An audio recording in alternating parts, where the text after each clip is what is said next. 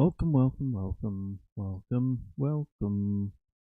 Now I've been told my audio is dog shit, and you know what? I'm gonna work on that, but not today. It's a tomorrow project, maybe on the weekend.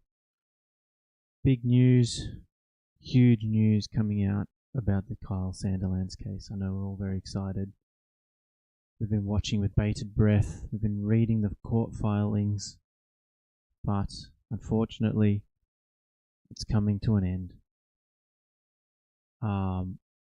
Fuck me. The headline is a bit unusual here. I don't know if I'd call it a win, but he's definitely entered a settlement. He's signaling that Kyle Sandilands is signaling that he's reached a settlement with ARN Media, a $12 million settlement. I'm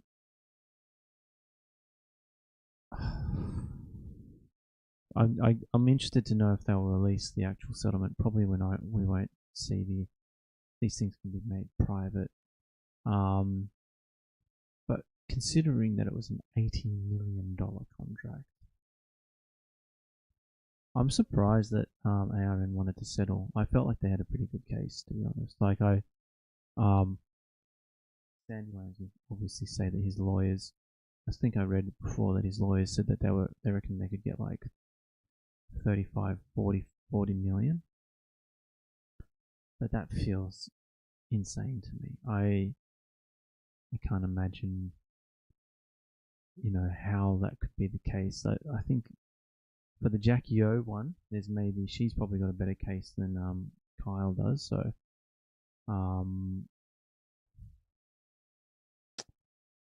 yeah,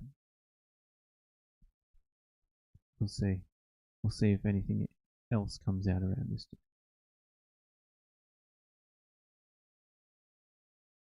So the remainder of okay, here we go. Henderson case progressing. Oh, okay. Anyway, so Sandilands settled for 12 million. All in all, done. She finished well. I don't think the ink has been put to paper yet, but the other exciting news that we found out about Kyle Sandilands is that he's been in bed with the One Nation party as of late. So here we go. Ugh, get out of here.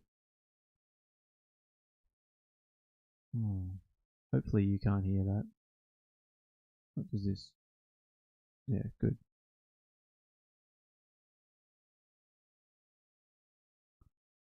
Anyway, he's a disgusting piece of shit. And what's this? Agreeing to give him 1.5 million worth of ads to promote the new project. Oh, that's right. That's right. So part of this was they're going to pay him out 12 million bucks, but for his whatever his next project is, they will get 20% for up to 3 years,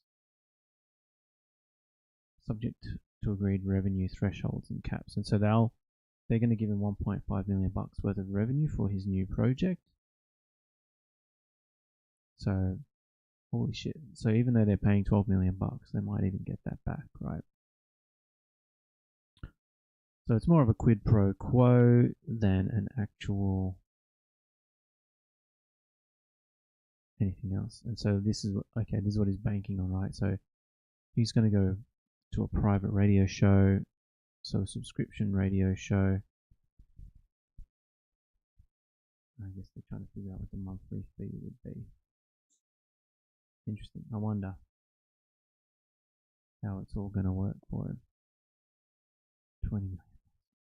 Look, to be honest, he's such a piece of shit that I wouldn't put it past him to be successful, which is so frustrating because honestly, the most disgusting deplorable pieces of shit people you know are often the most successful, and it fucking sucks. Anyway, I was hoping for a little bit more excitement there, but it looks like it's going to fizzle into a settlement. So I want to go back into the exciting, totally not right-wing interviewer Isaac Butterfield interviewing totally not extremist Pauline Hanson. Here we go. Grow up. Yeah. You know, if half these people, if they lived in the 50s and 60s, possibly even before then, they wouldn't have survived. They'd be so offended, curling up into a fetal ball and couldn't handle it. They need to just toughen up and just take things, not as seriously. Stop taking yourself so seriously. Oh, yes. So another just quick point on the news. Our friend Pauline Hanson. I'm not going to talk too much about it because I think the Chaser and everyone else has been talking about it ad infinitum, ad nauseum. Everyone's, there's the big bulldozer, from our mate Gina. There's the banner fiasco, the unable to speak English but asking people to speak English dog shit speech that she gave, the incredible positions in terms of absolute monoculture of Australianism, which, if you fucking think about it, is retarded. Australia's been multicultural since forever. If you count Scots, Irish, English, Welsh, and Aboriginals as multiple different cultures, which I'm sure those people probably do, it's retarded. I blame universities for that. It seems to be this. Seriously. I blame universities. Just curling up into a backbone, will you? Grow up. Poor me. Yeah. I'm the victim. I'll grow a backbone, will you? Grow up. Yeah. If half these people, if they lived in the 50s and 60s, possibly even before then, they wouldn't have survived. They'd be so offended, curling up into a fetal ball and couldn't handle it.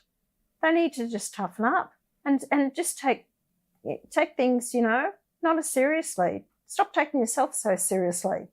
I blame universities for that. It seems to be this echo chamber that just really breeds some of the weakest people. And I think,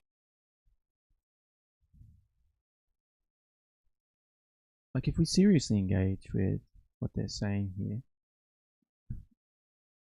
I mean, it's fairly common for authoritarian people to want to attack educational establishments. That's common across everything because they tend to be more progressive, more open-minded, because it's just people are thinking more about the world around them. If I think about the other commentary they're making, people in the 50s and 60s, so they're obviously going on about woke and people that are getting offended about stuff. I feel like this is like the world's smallest minority of people. But they talk about it like it's this huge issue affecting a society. But it's just not. It just isn't. Like, the vast majority of people that go to university, they go in there, they do their course, they come out, and it's a plurality of different opinions. It's not like there's a very small portion in the liberal arts, in a very small section of liberal arts too, right? Like, where you're going deep down the Israel-Palestine pipeline, and you're getting indoctrinated. Well, not indoctrinated, but you start getting dragged into the Marxist-Leninist ideologies. Sure, there's probably a small percentage of people like that. Is it the bulk of people going to university? Fuck no. Most people are trying to go there to get their, science, computing, engineering, medical, like people becoming doctors. You think they're out here getting fucking, bred into the weakest people? I feel like this is just, it's like anything, right? It's like, they don't understand, and I don't even know where this comes from or what this is. It's just a crazy attack on education in a weird way, from a weird angle. I think it's fantastic that some people feel the need to go to university and become a doctor or whatever. But I think for a lot of people, it's a waste. Like they have so much time to just go and work, find something, particularly with AI now, you can learn everything. Anything you... This is so stupid.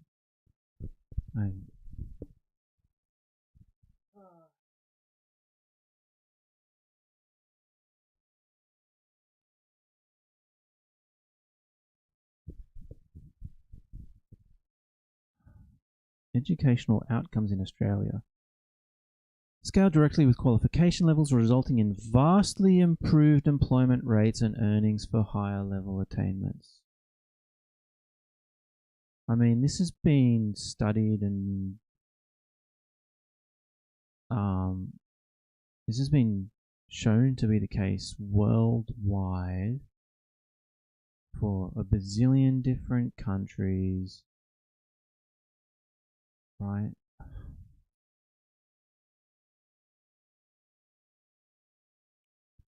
And then where's the AQF levels, right? So that's just the qualifications framework. I want to know what people are getting paid.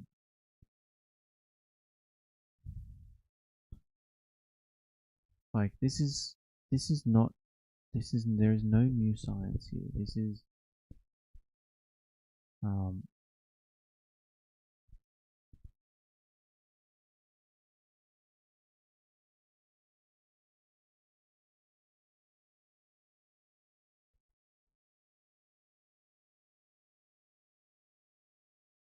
here we go.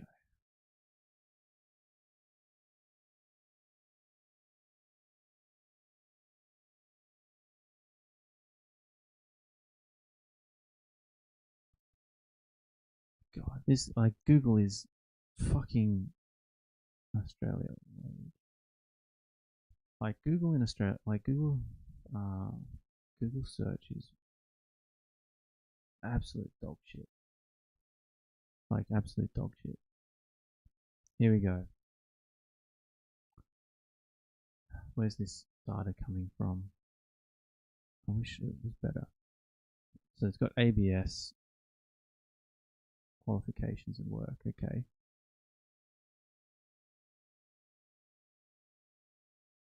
Okay, here we go. People with and without non-school qualification by labour force. So, with a non-school qualification, without non-school qualification. So, unemployed, 2%, 3%. Okay, not in labour force. Not in the labour force. There's a lot. Level of most recent completed non-school qualification.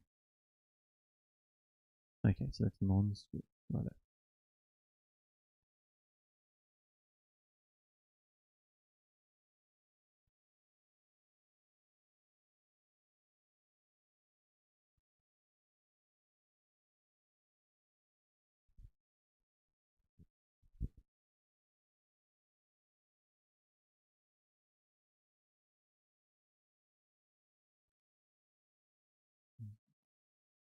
This is all about employment percentages. But if we just trust the old Google here, right?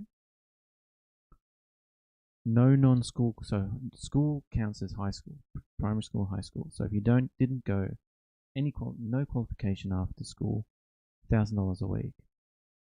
Cert 2, 1,300. A Cert 4, 1,400. Diploma, $1,400. The bachelor, $1,600. These are like facts. Postgraduate degree, $1,900 a week. Like, the fact that you can say, like, it's just not true. You can't say going to university is a waste of time or money. It's in America, in Europe, in Australia, you can, with facts and figures, you can demonstrate that the higher level your level of education, the more you earn. And it's effectively just about productivity, right? If you're doing a more complex, detailed job that requires more education, you're technically being more productive, right? So this is a myth. And the idea that you can learn anything with AI, let's remind ourselves, AI is just a large language model trained on Reddit, trained on the internet, because it can only be trained on digital information. So you're learning, and you're learning bullshit that's getting fed into it most of the time. And then it's giving you a filtered, biased output depending on the model. So this idea that you can learn anything with AI, well, who's going to? Like, the whole benefit of school is that it kind of funnels you into a learning process. And not everyone has that ability to regulate themselves, especially straight out of high school, to be able to forcibly force themselves to learn shit. Oh man. Am I actually...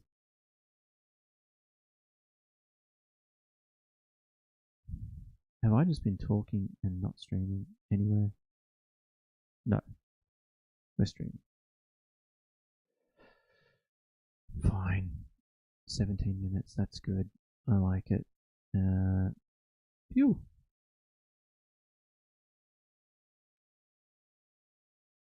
What's the health of the stream? I don't know. Who knows? Who knows what the fuck is going on? Where do I see dropped frames? 0. That's good, right? Totally good. Alright, here we go. Like, I'm 6 minutes in, and it's nothing but... What is it? Okay, what's rhetoric? What's sophistry? What's rhetoric? Let me remind myself.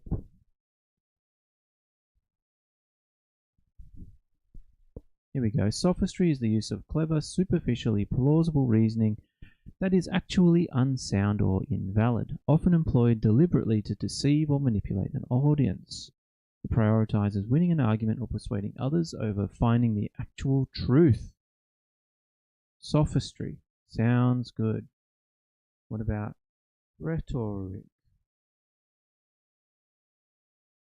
Rhetoric is the art of effective or persuasive speaking and writing. It encompasses the techniques, strategies, and literary devices such as metaphor, repetition, and emotional appeals used to inform, motivate, or influence an audience. So this isn't even rhetoric. We haven't even hit rhetoric yet. We're sitting at the level of fucking sophistry.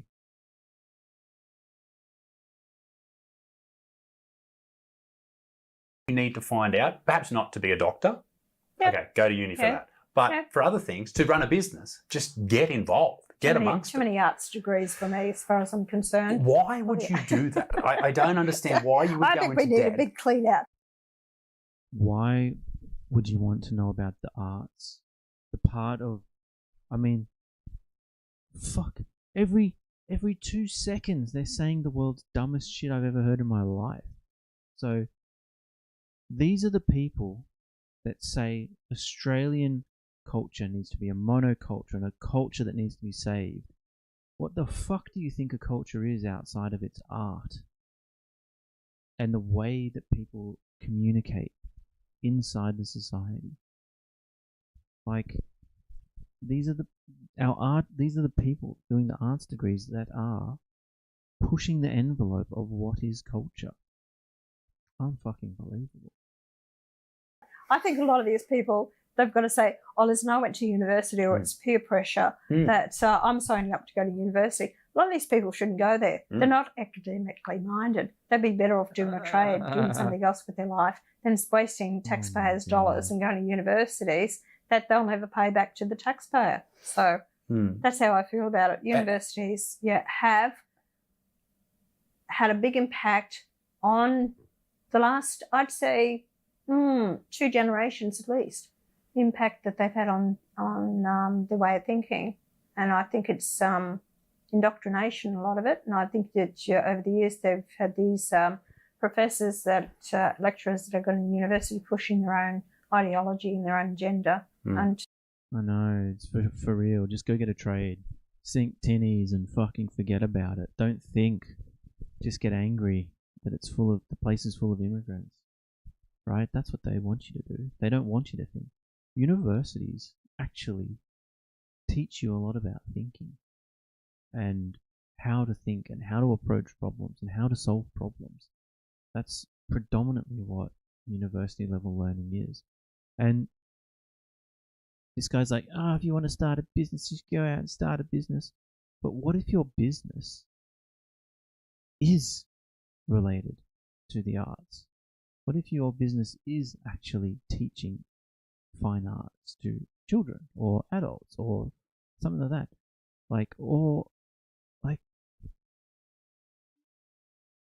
Just the level of retarded is just, that hurts my brain sometimes. Like this, it's such a narrow view of the world. Like, to think that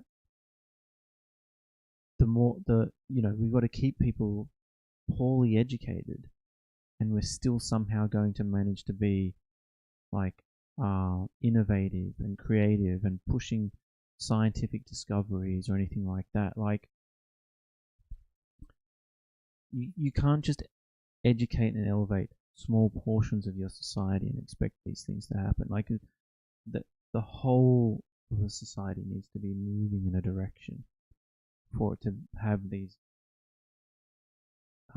innovative and productive changes, right? Like, we're in it together. Like, we're fucking, as much as I hate everyone that lives in this country, we're in it as a team. And the smarter, the better educated we all are, actually the bigger and the better the things we can do. So there's a reason why governments have historically wanted to pay for education, because it fucking pays off. Like, it has a good return. To the kids. Well, particularly if they're, they've got tenure or they're kept there or they're, high up and they can't be fired, no one would dare question them, and yet they're... I don't think I've ever heard of anyone in Australia having tenure. So let's find out.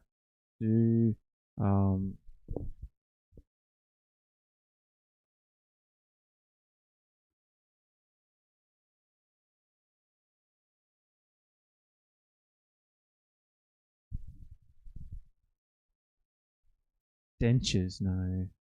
That's not what we want.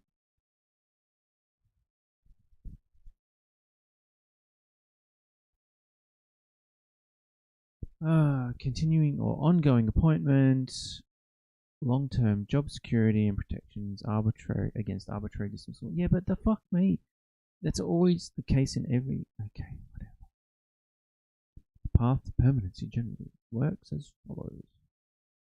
Fixed-term contracts, lecturing roles, probationary period, performance review, blah, blah, blah, blah, blah.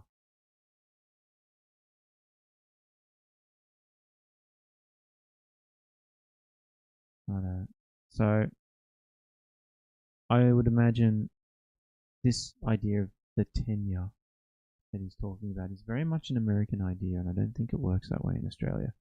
I think a lot of it is your salaried staff. Then yes, it's basically a permanent position, right? Because that's how salaried staffing works. So I don't know. Why do I do this? Why am I doing this? Because okay, I'm doing this because we need to know the pitfalls, traps, the sophistry, the bullshit arguments. They're molding the youth of tomorrow. They're like, someone who's writing the Bible for these people, for these kids that they will live and guide themselves through life with for the rest of their days and teach their children from that.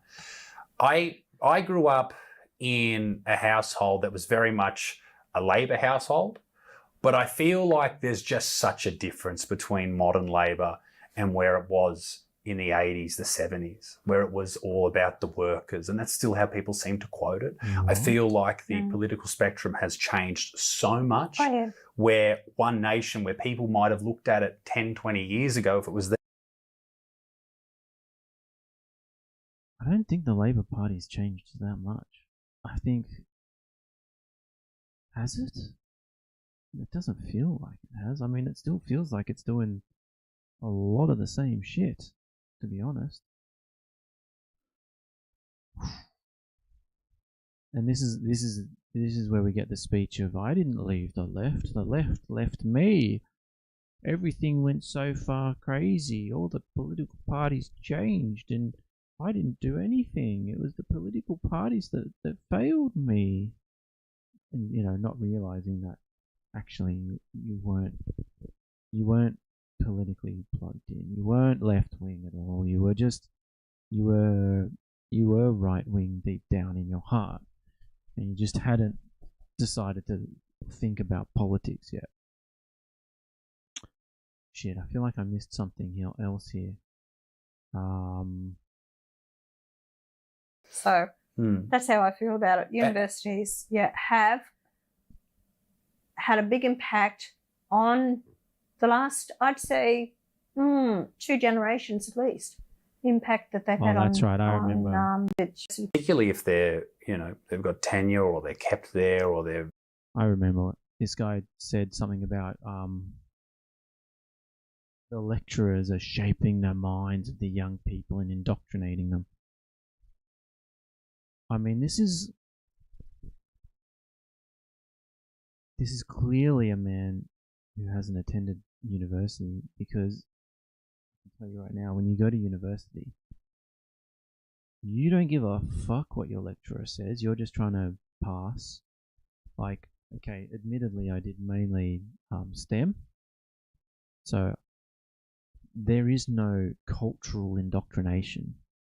Like, the majority of any, like, students are just going, like, if you're specifically going for a fucking, I'm doing feminist studies, yeah, you're probably going to get a biased view of feminism, right? Because you're talking about feminism on the reg, right?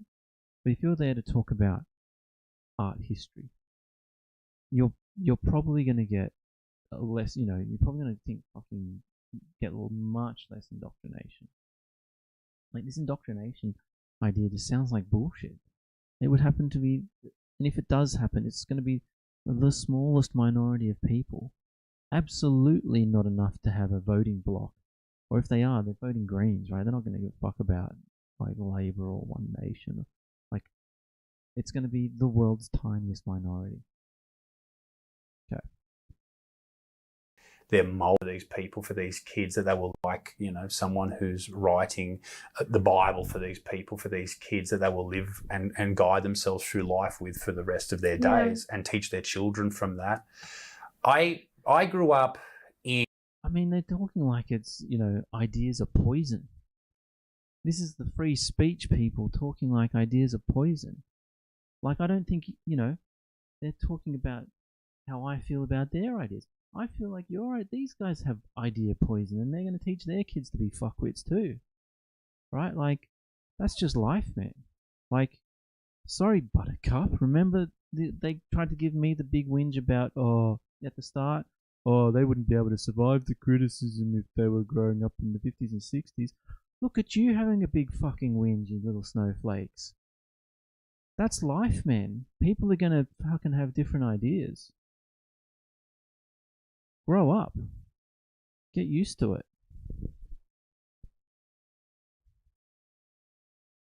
in a household that was very much a Labor household. But I feel like there's just such a difference between modern Labor and where it was in the 80s, the 70s, where it was. Fuck me. Now I have to think about. Anyway, let's see if there's any kind of information that we can glean off this.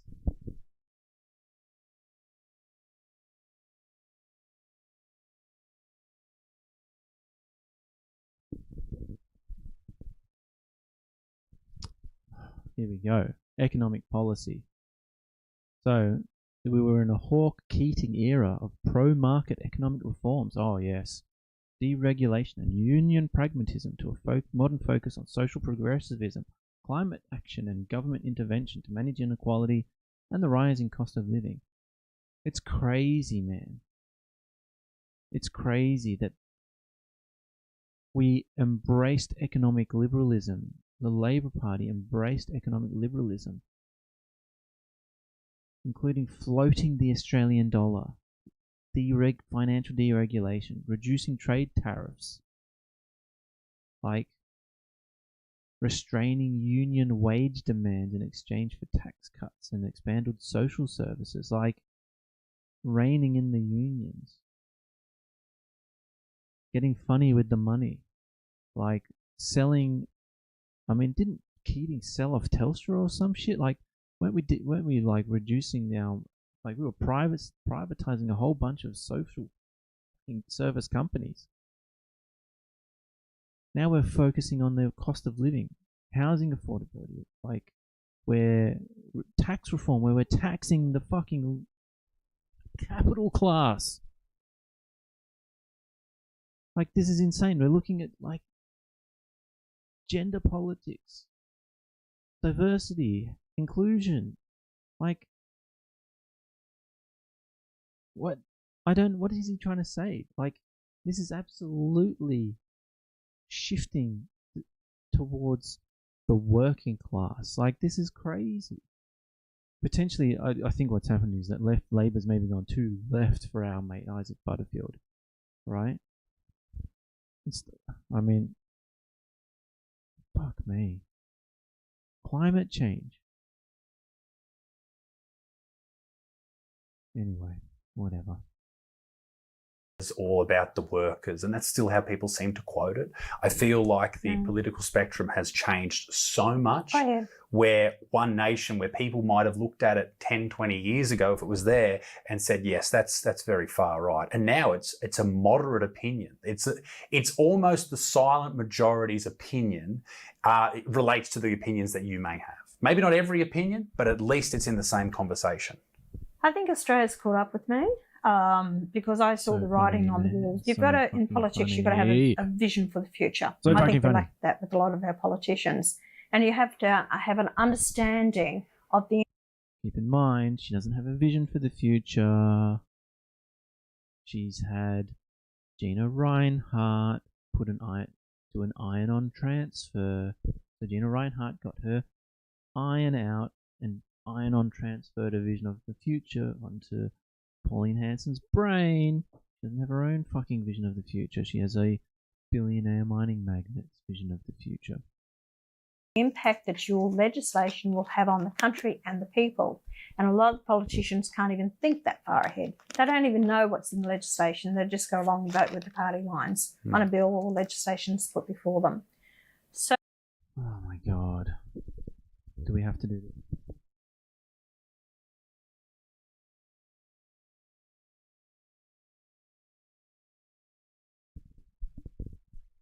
Do we have to do this?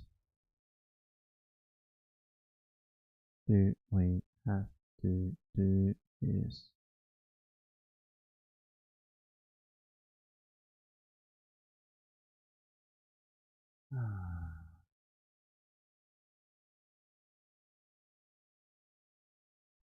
Pauline Hanson's voting history.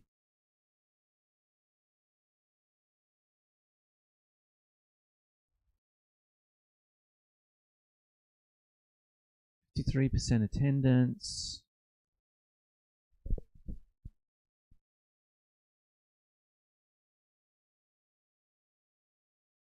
Here we go. So this is about attendance figures record the politicians who vote in any given division. There are several reasons why a politician may have low attendance figures. For example, they may have abstained, have ministerial other duties, or they may be the speaker. People that pair are also shown as absent. Pairing is an informal arrangement between parties that allows a person who is absent to have their vote cancelled out by someone who was planning to vote the other way, also agreeing to be absent for the vote. Fuck me, bro. We have no way of telling the difference between someone that was not in Parliament. Okay, so basically, she was only present or had a vote that was worth counting in 53% of anything voted on. What the fuck is she calling out other people for, right? Telling them they're just voting along the party lines. Motherfucker, you were only there to vote 53% of the time, right? Absent. Absent, absent, absent. No rebellions. 57% attendance. Not passed by a large majority, so I'm guessing. Oh my god, directions to committees. Not passed. Passed. Absent. Absent, absent, absent, absent, voted no, passed by a small majority. So, absent. Aboriginal Investment Agreement. Documents, housing. I mean, absent, absent. So she's there to vote yes when for committees and when documents need to be appointed or produced. Fuck me. Migration amendment absent. Combating migration exploitation bill limitation of that. So passed by small majority. So this was actually a bill about migration. The motherfucker was absent.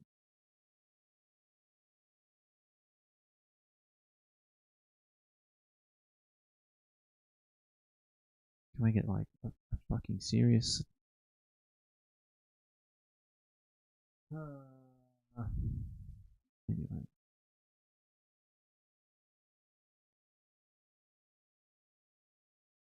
Oh, how did Fatima absent?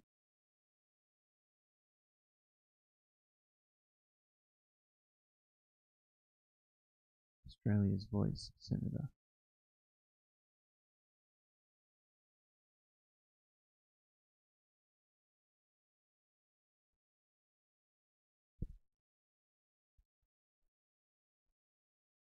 Fucking none of them turned up, piece of shit. Oh no, there's no's. Well, at least Malcolm Roberts is there voting no. Thank you, Malcolm. Fuck me. Labour, who? Yes. And there was a couple of absents. Okay.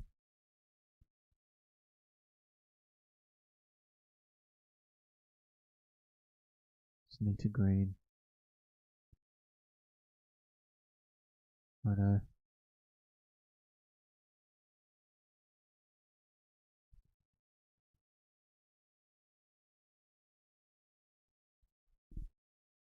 Okay. Fatima. Why is this name familiar? I feel like I've seen this name in the news. Like, is she ex-Labour? Independent. Before being Australia's Voice Senator for WA, it was an independent, an Australian Labor Party. Yes, okay. When did she swap?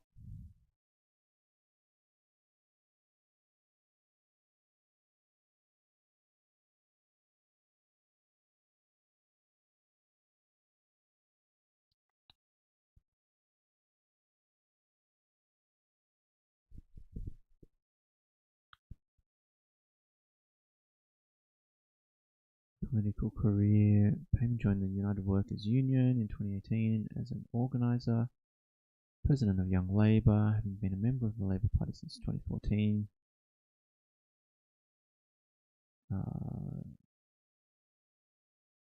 Okay.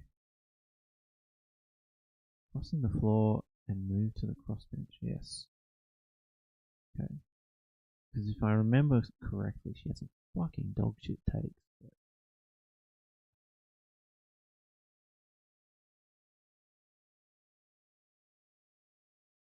Announced the university could not proceed because it had no funding in the new Taliban.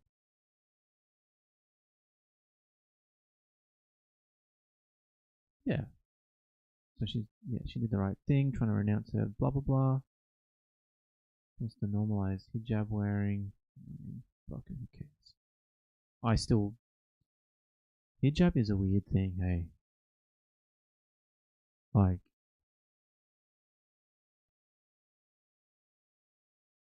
I still feel like it's a weird thing. It's very much a cultural thing. It's got nothing to or religious-y thing. I don't know. I'd need to know more about it, but it feels weird that I don't know. It just feels like a very much a I don't like these rules for one gender but not for other genders, but obviously, nipples are a big thing between men and women. There are the idea of a bikini, like why can a man just wear swimming shorts where a woman has to, the idea of nudity for a woman is showing her tits, right? Whereas for a man showing his tits, it's not nudity. And so there's obviously clearly still things at play here.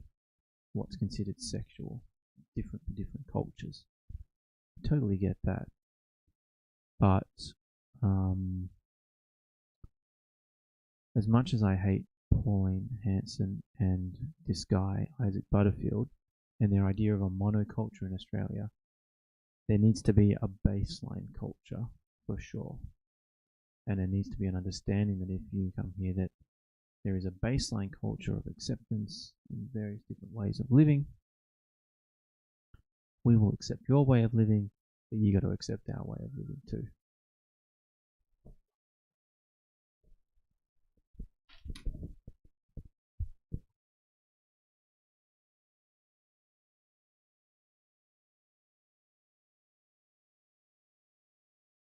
So over the years, we've tried to appease, not to offend people, and we've headed down this path of division that's in Australia. Multiculturalism was supposed to be a melting pot right around the whole world, and that was bringing people in from different cultures to respect their culture, and they were going to maintain their culture, really who they are. Stupid people were thinking, oh, well, why shouldn't we have Indian food? Why shouldn't we have Chinese food? And all this other they were saying. I thought, it's got nothing to do with the food. It's about their culture, their beliefs, their laws, their understanding, how they're treated. And it's about not assimilating into the Australian culture. And I'm not sure I buy this too much. I think there are so many people that when you talk to them, they come here because they hear about Australian culture, what it's like, how relaxed it is, whatever the fuck, right? Going to the beach and shit. And they want that. Like, most immigrants that come here, they actually want that. They're trying to get away from their shitty fucking countries. Whether it's some bullshit fucking snow drenched, dark as fuck piece of shit European country, or if it's like some other part of the world where there's just not as much opportunity, or it's corrupt and it's got a lot of corruption, or it's all about who you know, or whatever the fuck, or not part of the right political party. Like, yes, there are some people that come here and can't assimilate very well, or a lot of the problem is we have refugees and they don't understand, or they struggle to assimilate. And I get that. It's not everyone's going to be able to. But this is such a You can't just make these big, broad statements about this shit when it's just like, broadly speaking, the broad majority is the opposite of this statement, right? Like, it's only a minority of this that's happening, and then like she starts talking about, oh, I need to defund SBS and ABC. Motherfucker, they're the ones that are actually doing the indoctrinating of the next generation of immigrants. How do you think this works? How do you think assimilation works? They're working, busting their asses in their own small businesses, and they plonk their kids in front of the TV or whatever, or on the iPad, and then the kids grow up watching ABC Kids. That's how it works. That's how it should work. Becoming Australian. So the question, to push back on it, people would say, well, what is the Australian culture? Ooh. To push back on it, what is the Australian culture? This is the meat and potatoes of what I want to know. And look at that face; she's got no clue. But this is the meat and potatoes of what we want to hear these people talk about, right?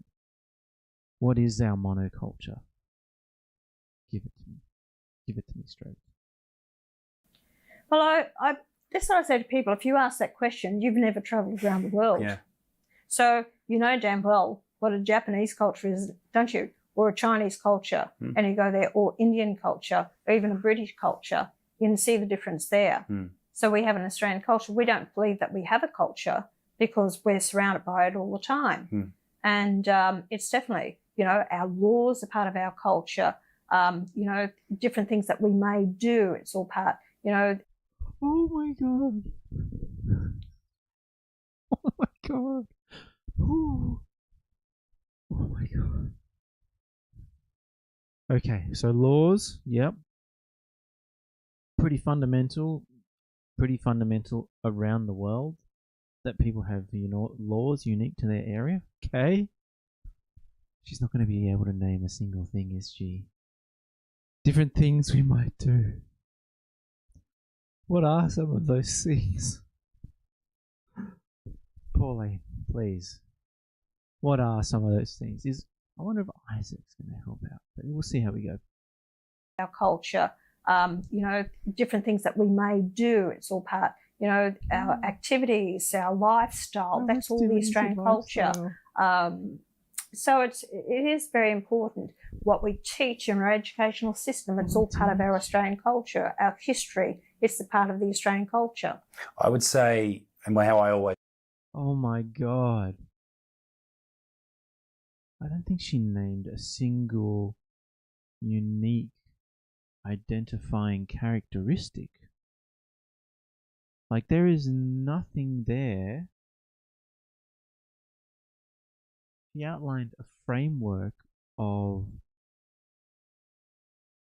aspects of culture that you can divide. You can divide aspects of culture into these buckets, right? Laws, activities you do, things we teach, stuff that we do, and activities that we like to do. But those are just categories. Like, there's no...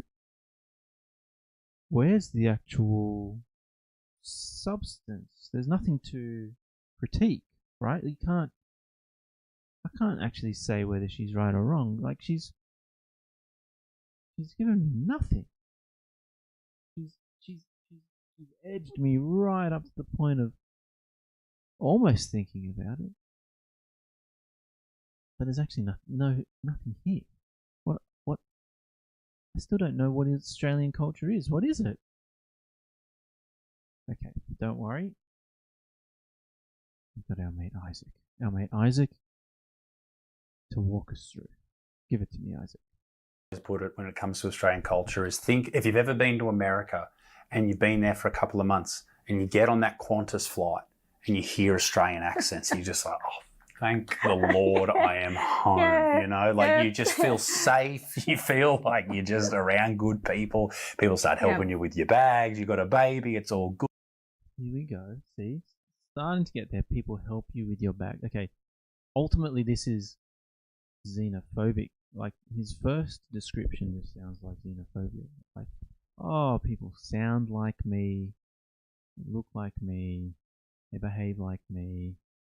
I'm comfortable. Makes me feel comfortable and safe. Right? That's just like this is the This is basically xenophobia at that point. But I mean, he starts to get into some actual specifics of like you're just around good people. People start helping you with your bags. You got a baby. It's all good. That's the beautiful thing, and that people start helping you with your bags. So people are helpful in Australia. So we've got one aspect of Australian culture is people are helpful towards strangers, and I 100% agree with that as being key to Australian culture. So I don't think there's any disagreement there, but it's clearly got like nothing to do with being Muslim or brown or Asian or like I don't. There's nothing. It's such a small aspect, and there's people that don't do that are still part of Aussie culture. Because I fucking tell you what, living in Queensland, there's a fucking shitload of not that. Anyway. That's what I think. There's a lot of AI things around at the moment where they show this nostalgic image of what Australia once was. You go to, it's not Australian, but Video Easy and these type of places back in the 90s when I was born in 1993. And when you go out, you'd go to Video. Born in 1993, the dude looks like he's in his fucking mid-40s.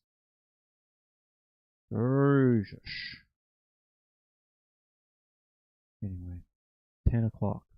That's it. We've hit the end of our radio hour.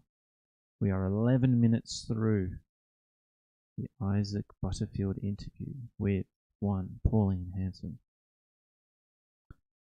And I am going to finish this motherfucking interview if it kills me. I feel like this is just... I haven't seen all of this interview, but I'm just getting this sense that it's quite emblematic of what is going to become the right-wing cinematic universe in Australia and how it's going to shape out. Sometimes you hit those watershed moments in life, and this is it. Cool. Well, I will catch y'all on the flip side. Peace out.